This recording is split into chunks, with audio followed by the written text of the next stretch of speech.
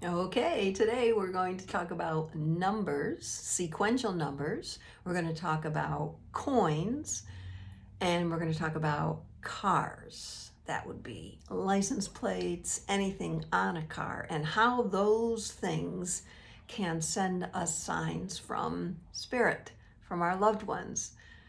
Let's start with numbers, number sequencing. You've heard when you see 1111 or 111 or 222, 333, when you see sequences like that, they mean something. But what do they really mean? If you were going to ask for a sign from your loved one or from spirit, anyone in the spirit world, and you see a number sequence following that request, first we want to figure out what the number sequences mean.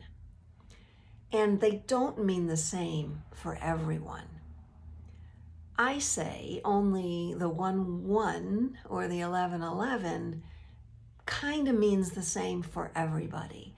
When you see that number sequence, there is a message already coming through with what you're doing, what you're thinking, what's in front of you. So when you see that sign, whether it's looking at a clock or seeing it on someone's phone, anything like that, you're going to first ask yourself, okay, what am I seeing right now? What am I thinking right now? What am I hearing right now? It's not, oh, let's make a wish. I just saw 1111 make a wish.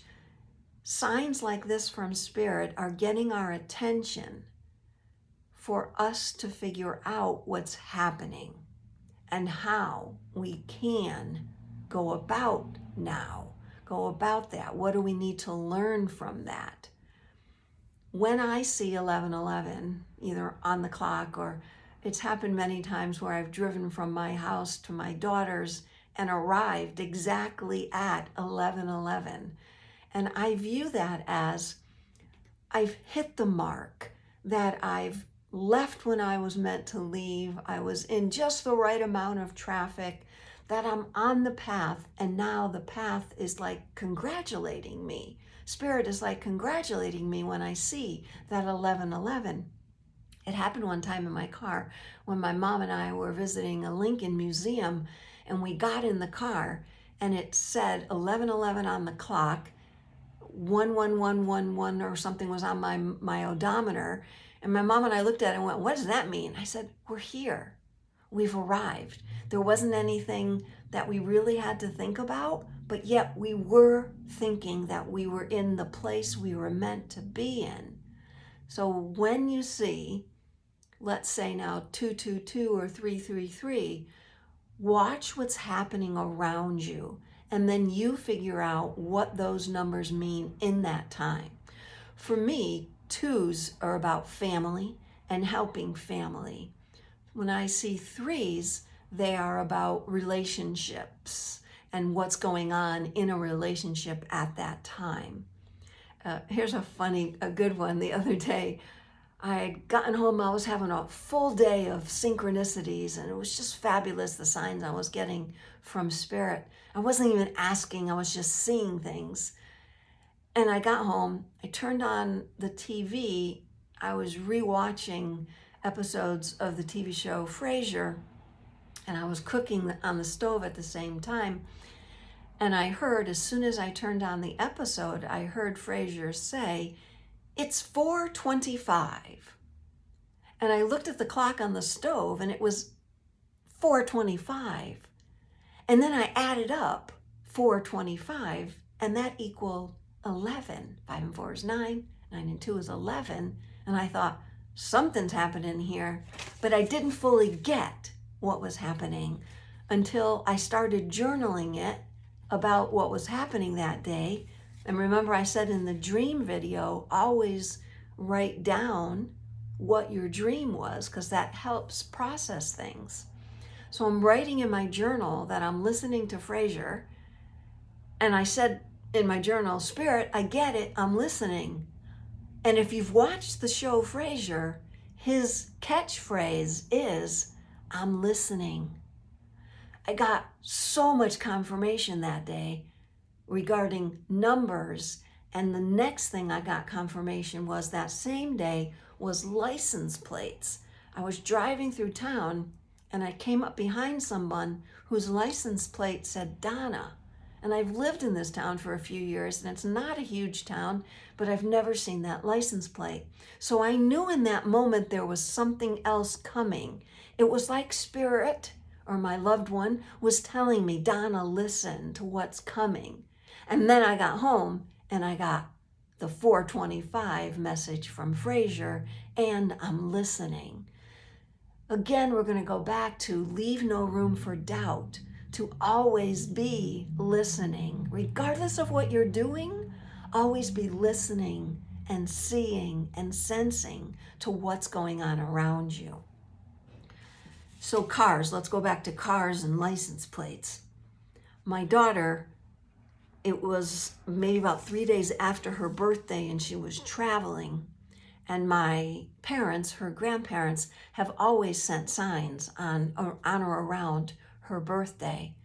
And she was in Phoenix in an Uber and going to the venue where she was going for work.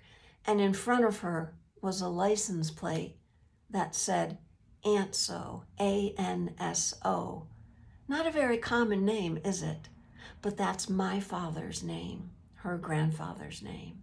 That license plate sent to my daughter on her birthday, 2 days, 3 days after her birthday, from her grandfather. It's wild. It's wild if you open your eyes to receive. Doesn't mean your eyes are always open and you're not doing anything else. It doesn't mean that at all. It only means to stay present in every moment, so that those awarenesses, those spirit messages and signs can come through to us. There was another time my cousin, you hear me talk about my cousins a lot because I lived with them for a long time, their dog passed away, and their dog's name was Killian. And about a couple days later, I was driving on one of the main drags in Virginia, and it was pouring rain. There was 2-lane road, pouring rain, just trying to stay focused in my lane. And a Jeep passed me.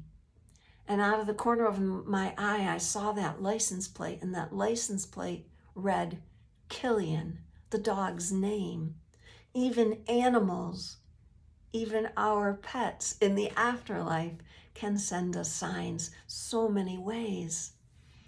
The other way I want to talk about in this video is coins. From pennies to dimes to quarters, your loved ones or spirit can send you them.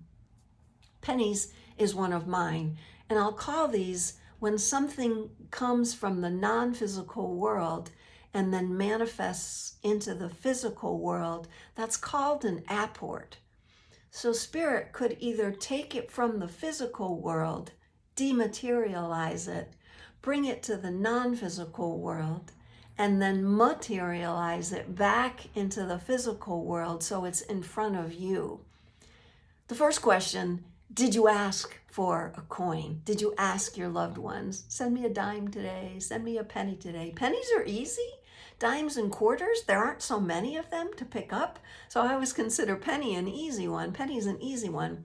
When I moved into this apartment, I was cleaning it, and I didn't have any furniture, but it happened to come with a nice dresser and a couple other pieces of furniture. And I was dusting the top of the mirror on the dresser really high, and I was just dusting across it, and something fell off to the ground.